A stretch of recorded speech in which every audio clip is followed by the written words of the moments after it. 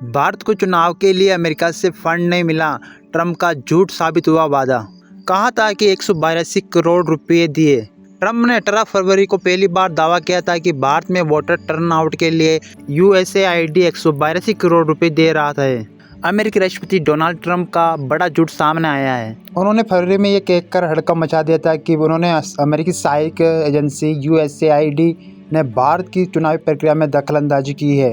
Trump ने दावा किया था कि यूएसएआईडी ने भारत में मतदान बढ़ाने के लिए 182 करोड़ रुपए दिए।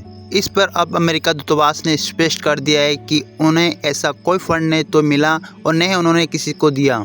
दरअसल ट्रंप के बयान के बाद विदेश मंत्रालय ने दूतावास से 10 साल में भारत में अमेरिका मदद का ब्यौरा मांगा। 2 जुलाई को दूतावास ने ब्यौरा दिया, जिसमें 2014 से 2024 तक के भारत में यूएसएआईडी फंडिंग का डेटा उसकी भागीदारी उद्देश्य शामिल है।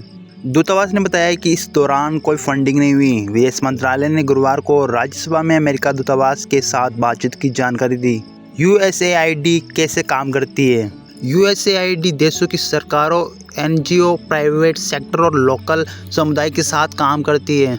इसे अमेरिका संसद से पैसे मिलता है, जिसे ये अलग प्रोग्राम के लिए इस्तेमाल करती है। ये हेल्थ, एजुकेशन, आर्थिक विकास, लोकतंत्र और गवर्नेंस और डिजास्टर मैनेजमेंट में मदद करती है। 100 देशों में लगभग यूएसएआईडी काम करती है, जिसमें अफ्रीका, एशिया, लैटिन अमेरिका और मिडिल ईस्ट प्रमुख है। इसका मकसद अमेरिका विदेश नीति को आगे बढ़ाना और दुनिया भर के अलग अलग संकट से जूझना है। भारत के पास बहुत पैसा है, फंड क्यों दे रहे ट्रंप? अमेरिकी सरकारी दक्षता विभाग डीओजी ने 16 फरवरी 2025 में दुनिया भर में दूसरे देशों को यूएसएआईडी की $486 मिलियन की फंडिंग रद्द करने की घोषणा की थी।